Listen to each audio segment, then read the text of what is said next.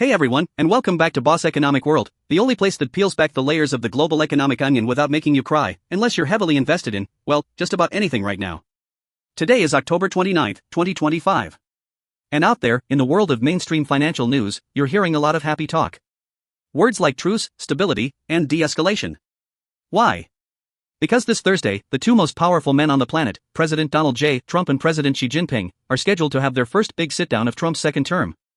We're being told by guys like Besant, the new Treasury Secretary with the permagrin, that a deal is emerging, that the storm has passed. The Dow is up 300 points on the news. Everyone in Washington and on Wall Street is breathing a collective sigh of relief, ready to pop the champagne. And to that, I say, are you new here? Because a year ago, right as the 2024 election results were rolling in, one of the sharpest China watchers on the planet, a guy named Scott Kennedy from Sigh, basically looked into his crystal ball and told us all what was coming. He warned that if Trump 2.0 went back to the old tariff playbook, Beijing wasn't just going to grumble and file a complaint with the WTO. No, this time they were going to hit back.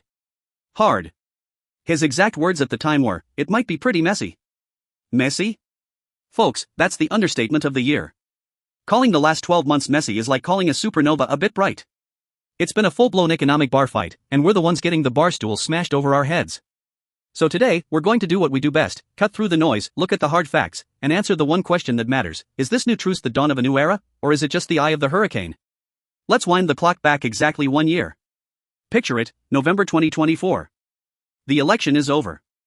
Trump is back. And the first thing his new economic team does is dust off the 2018 playbook. They come out swinging, announcing a sweeping 60% baseline tariff on all Chinese goods.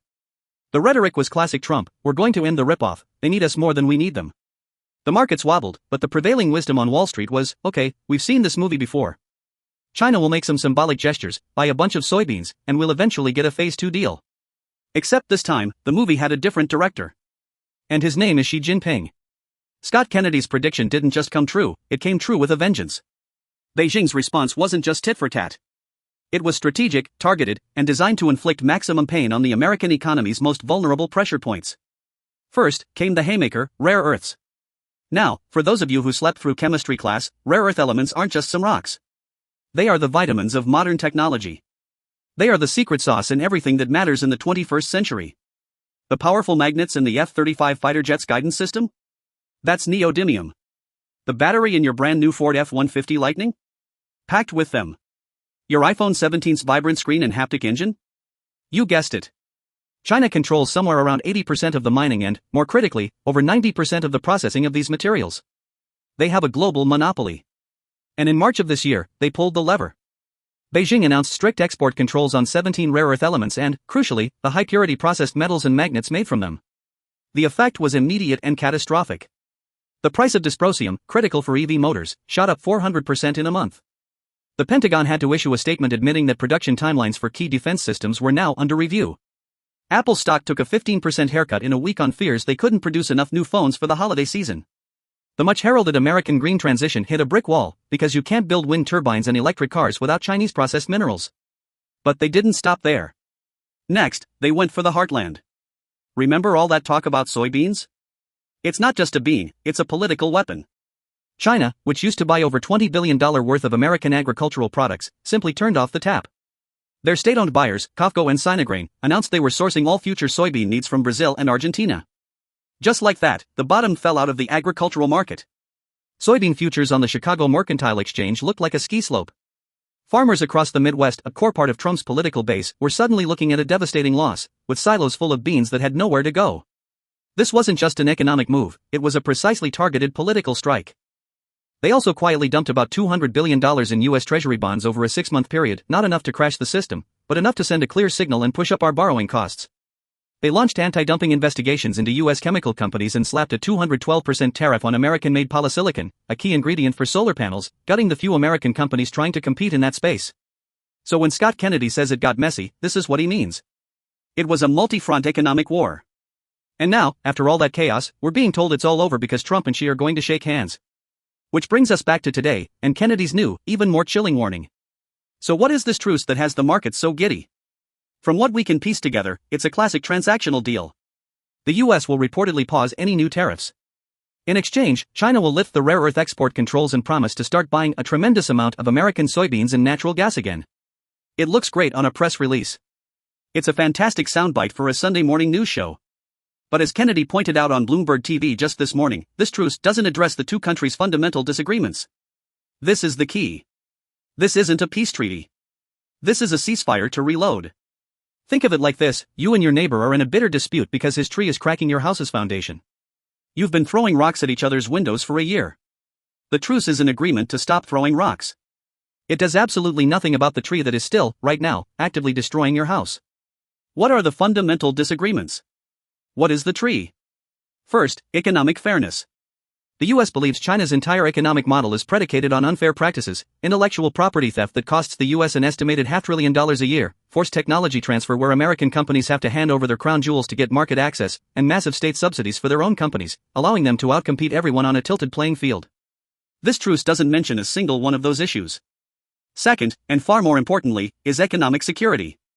This is the big one. This is about who controls the future. The battle is no longer over who can make cheaper t-shirts. The battle is over who will dominate the foundational technologies of the 21st century: artificial intelligence, quantum computing, biotechnology, and next-generation telecommunications. Both Washington and Beijing now view this as a zero-sum game. For one to win, the other must lose. The US wants to kneecap China's tech ambitions through export controls on high-end semiconductors. China wants to achieve technological self-sufficiency and then use its own dominance in areas like rare earths to control the global supply chain. This truce is completely silent on the tech war. It's like two boxers agreeing to stop punching for a round, while their trainers are back in the corner sharpening knives. And the reason this is so dangerous, according to Kennedy, is the psychology of the two opponents. Both sides are walking into this meeting dangerously, almost delusionally, overconfident. This is where Kennedy's analysis gets really interesting. He argues that both the White House and Zhang Nanhai are misreading their hands, suffering from a bad case of what we might call superpower hubris. First, let's look at Team USA's overconfidence. The Trump administration's thinking is built on two core beliefs, and both are dangerously outdated. Belief number one: the customer is always right. The argument goes like this: we run a huge trade deficit with China. That means we are their customer. If we stop buying, their economy collapses. We have the power. Trump aides say it all the time. They believe American consumers can just buy stuff from Vietnam, Mexico, or India, while Chinese factories are stuck with products they can't sell. As Kennedy points out, this logic comes straight from a 1977 textbook, written before China methodically and brilliantly turned itself into the world's indispensable workshop. That thinking completely ignores the choke points China has developed. You see this? The US can't just buy it from someone else. Yes, the final assembly might move to Vietnam or India. But the high-purity lithium for the battery? The specific polished glass for the screen? The tiny magnets in the speakers? A huge chunk of that value chain still runs directly through mainland China. You can't just call up a factory in Bangalore and say, "Hey, can you spin up a high-purity neodymium processing plant by next Tuesday?" It takes years, billions of dollars, and immense technical and environmental know-how that the West offshored decades ago. America isn't the customer in a supermarket, it's an addict trying to strong-arm its only dealer. Belief number two: China's economy is a house of cards. The other pillar of American confidence is the constant refrain that China's economy is fragile and on the verge of collapse.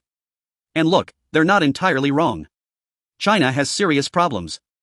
Its real estate market is a slow-motion train wreck. Youth unemployment is sky-high. Local government debt is a ticking time bomb.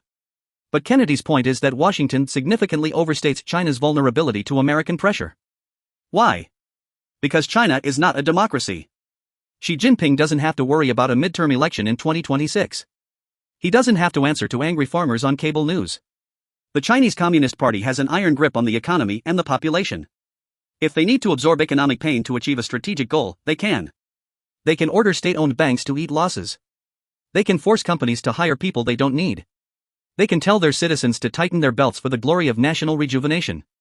Their ability to endure economic hardship is structurally greater than ours. Now, let's flip the coin and look at Team China's overconfidence. This, according to Kennedy, is the newer and perhaps more dangerous development. Kennedy says that in the last few months, he's picked up from his sources in China that the mood in Beijing is not one of fear, but of extreme self-assurance. Xi and his team look at the political division in the US, the chaos of our election cycles, and our struggles with inflation and social issues, and they see a declining power. They look at their own success in controlling COVID, their rapid technological advances, and their central role in global manufacturing, and they are convinced that, as they say, the East is rising and the West is falling. They believe they can withstand a trade war better than the US. They see American consumers screaming about inflation when the price of a TV goes up 20%, and they see a critical weakness. They believe their authoritarian system gives them the strategic advantage in a long-term conflict. And this is where we get to the scariest part of the entire analysis. Kennedy senses that this newfound confidence has led to a fundamental shift in China's strategic goals. Up until recently, Beijing's main objective in the relationship was defensive, to prevent a full decoupling. To keep the relationship on the rails, to maintain access to US technology and markets. Just survive the storm. But now, Kennedy speculates, the goal may have become offensive. It's no longer just about survival. The new, more aggressive target might be, in his words, to best the US and leave it much more weakened. Let that sink in. This isn't about getting a better trade deal anymore.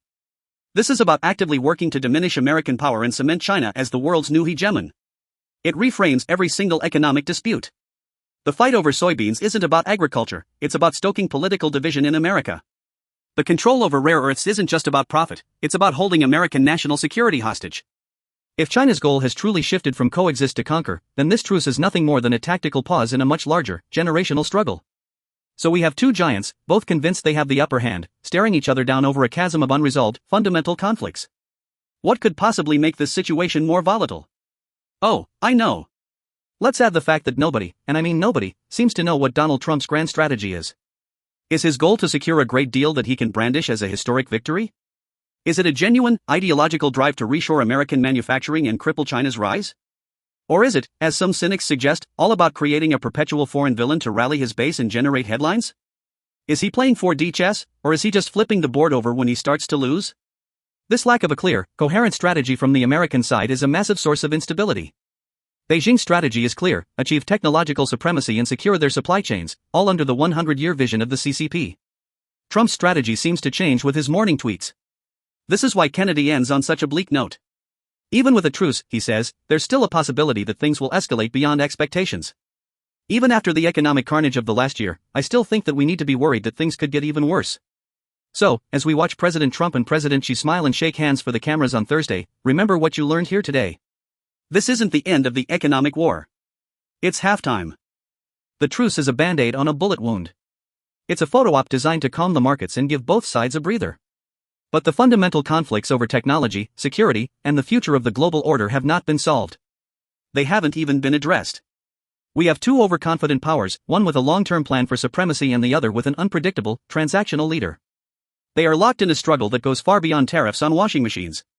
This is a fight for the commanding heights of the 21st century global economy. So, enjoy the market rally while it lasts. But don't be fooled. We are in the eye of the storm. And when the winds pick up again, they are likely to be stronger than anything we've seen before. Stay sharp, do your own homework, and whatever you do, don't believe the hype. This is Boss Economic World. We'll see you next time.